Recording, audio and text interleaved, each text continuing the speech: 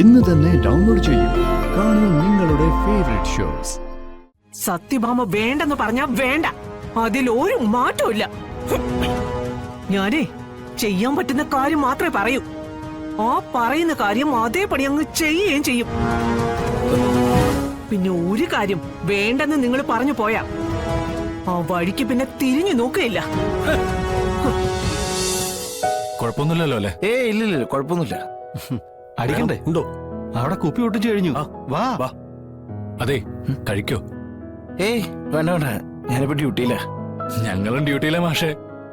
പക്ഷേ ഇനി ഈ പ്രസംഗവും പരിപാടിയൊക്കെ കഴിയുമ്പോ കൊറേ സമയം പിടിക്കും. അപ്പോഴൊക്കെ അടിച്ചതൊക്കെ അങ്ങ് പൊയ്ക്കോളും. വന്നവരണം കീച്ച. വേണ്ടാഞ്ഞിട്ടാ. എന്നാ ശരി, ഞങ്ങളൊന്ന് കൂടാൻ പോവാ. ഇങ്ങനെയുള്ള പരിപാടികളൊക്കെ ഉള്ളപ്പോ ഇതൊക്കെ ഞങ്ങളുടെ ഒരു സന്തോഷം. ഒന്ന് പെട്ടെന്ന് വാ, അല്ലെങ്കിൽ അവിടെ സാധനം തീരും. വാ വാ. എന്നാ ശരി.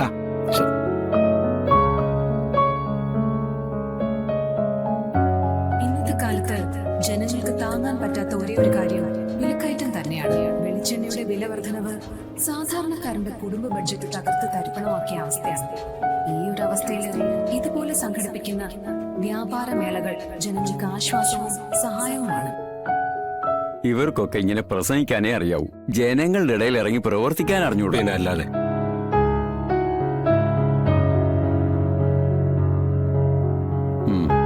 വാ. മതി.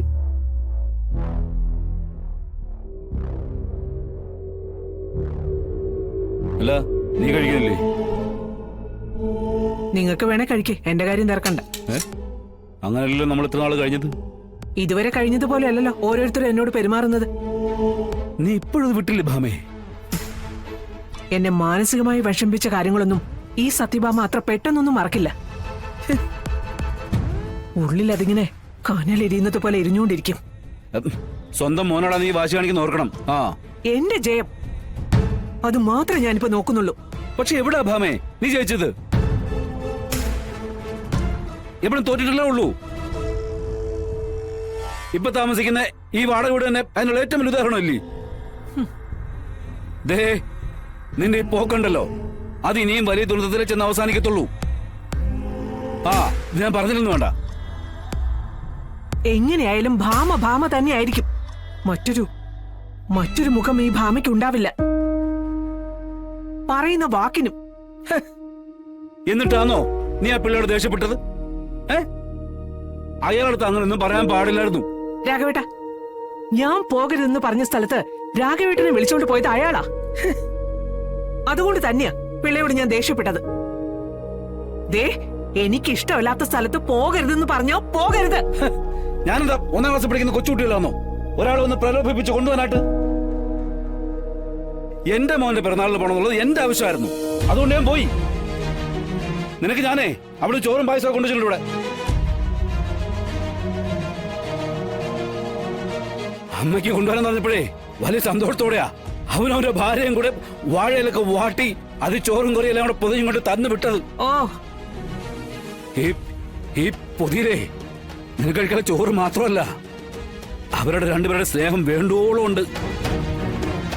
അത് നിനക്ക് വേണമെങ്കിൽ സ്വീകരിക്കുക, ഇല്ലെങ്കിൽ എടുത്ത തെക്കോത്ത് ഓടെ കുട്ടികളാ. പക്ഷെ അതിനെ പാവം പിടിച്ച പിള്ളേ അയാളെ ഇങ്ങനെ ശിക്ഷിക്കാൻ പാടില്ലായിരുന്നു. വളരെയധികം വിഷമിച്ചിട്ടാ അയാളോട് ഇറങ്ങിപ്പോയത്, അറിയോ? ഇവിടെ വരരുന്നേ നീ അയാളടുത്ത് പറഞ്ഞു. ഞാനൊന്ന് ചോദിക്കട്ടെ, വർഷങ്ങളായിട്ട് എന്റെ നേരായിട്ട് നടക്കുന്ന ആളാ അയാള്. ഇവിടേക്കല്ലാതെ പിന്നെ അയാൾ എവിടോട്ടാ പോണ്ടേ? ആമേ, നീ ചെയ്തു കൂട്ടുന്ന പാപമുണ്ടല്ലോ, ഇതൊക്കെ നീ ഇത് എവിടെ കൊണ്ടുപോയി വീട്ടാനാ? ഇതാ എന്റെ സ്വഭാവം. ഇതാണ് ഭാമ. ഇങ്ങനെയാണ് ഭാമ. അത് ശരിക്കറിയാവുന്ന ആളല്ലേ രാഘവേട്ടൻ? പിന്നെ എന്തിനാ ഇങ്ങനെ ഒരു വിസ്തീകരണം? ഞാൻ അറിയുന്ന പോലെ നിന്നെ വേറെ ആർക്കറിയാം ഭാമേ? അതുകൊണ്ടാ ഞാനീ പറയുന്നേ, എന്നോട് പെരുമാറുന്ന പോലെ മറ്റുള്ളവരോട് പെരുമാറരുത്. എന്നെ പോലെ ക്ഷമയോ സഹിക്കാനുള്ള കഴിവോ മറ്റുള്ളവർക്ക് ഉണ്ടാവണമെന്നില്ല. എന്തിനാ പറയുന്നേ? നമ്മുടെ മകൻ വിഷ്ണുവിന് പോലും അമ്മയെ നിന്നെ മനസ്സിലാക്കില്ല. ഉണ്ടായിരുന്നെങ്കിലേ ഈ പൊതിച്ചോറ് ഇത്ര കഷ്ടപ്പെട്ട് അവർ ഒരുക്കി തന്നു വിടത്തില്ലായിരുന്നു. എനിക്ക് അപ്പോഴേ അറിയായിരുന്നു നീ അത് കഴിക്കത്തില്ലെന്ന്. എനിക്ക് അവരുടെ സങ്കടവുമില്ല. കാക്കയ്ക്കും പൂച്ചയ്ക്കും പട്ടിയും കൊടുക്കാനാണല്ലോ ഞാനത് കെട്ടിപ്പൊതിഞ്ഞോണ്ട് വന്നു നോക്കുമ്പോഴേ മനസ്സിനകത്ത് ഒരു നീറ്റലുണ്ട്. എന്നാലും കുഴപ്പമില്ല, മിണ്ടപ്രാണിക്കല് കൊടുക്കുന്നേ. കാണുമ്പോ ആ നന്ദിയെങ്കിലും ഉണ്ടാവില്ല അതിനൊക്കെ. എന്റെ സങ്കടം മാറാൻ അത് എന്റെ ധാരാളമാ. പറഞ്ഞോ, ഇനിയും പറഞ്ഞോ, എന്ത് വേണമെങ്കിലും പറഞ്ഞോ, ആ എന്ത് വേണമെങ്കിലും. സത്യഭാമ വേണ്ടെന്ന് പറഞ്ഞാ വേണ്ട, അതിലൊരു മാറ്റവും ഇല്ല. ഞാനേ ചെയ്യാൻ പറ്റുന്ന കാര്യം മാത്രമേ പറയൂ. ആ പറയുന്ന കാര്യം അതേപടി അങ്ങ് ചെയ്യുകയും ചെയ്യും. പിന്നെ ഒരു കാര്യം വേണ്ടെന്ന് നിങ്ങൾ പറഞ്ഞു പോയാ ആ വഴിക്ക് പിന്നെ തിരിഞ്ഞു നോക്കുകയില്ല. എന്ത് കഷ്ടം എന്ന് പറയുന്നത് ഇവിടെ വെറുതെ.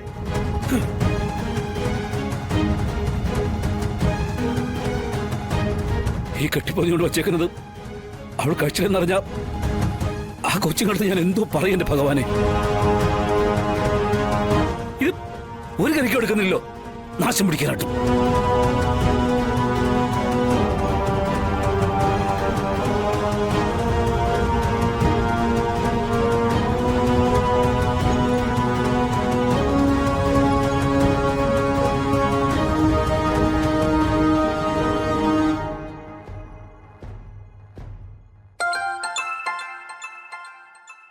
അയ്യോ സാറാണല്ലോ.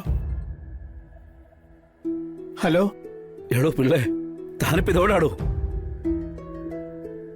ഞാൻ ആ പഞ്ചായത്ത് ഗ്രൗണ്ടിൽ കുറെ നേരം തനിച്ചിരുന്നു സാറേ. ഒരുപാട് കരഞ്ഞു, സങ്കടമെല്ലാം കരഞ്ഞു തീർത്തു. എന്നിട്ടാ ഇപ്പൊ ഈ നടക്കുന്നത്. എടോ, തനിക്കറിയാലോ ഭാമയുടെ കാര്യം. ദേഷ്യം എന്നാ പറയുന്നത് എന്താന്ന് ഭാമയ്ക്ക് പോലും അറിയത്തില്ല. ഒരു വാശിയാ, ആ വാശി ദേഷ്യം തീരുന്നവരെ കാണും. ദേഷ്യം തീർന്നു കഴിഞ്ഞാലോ ഈ പറഞ്ഞൊക്കെ മറക്കുകയും ചെയ്യും. പക്ഷെ എനിക്ക് അങ്ങനെ അതൊന്നും മറക്കാൻ പറ്റുന്നില്ല സാറേ.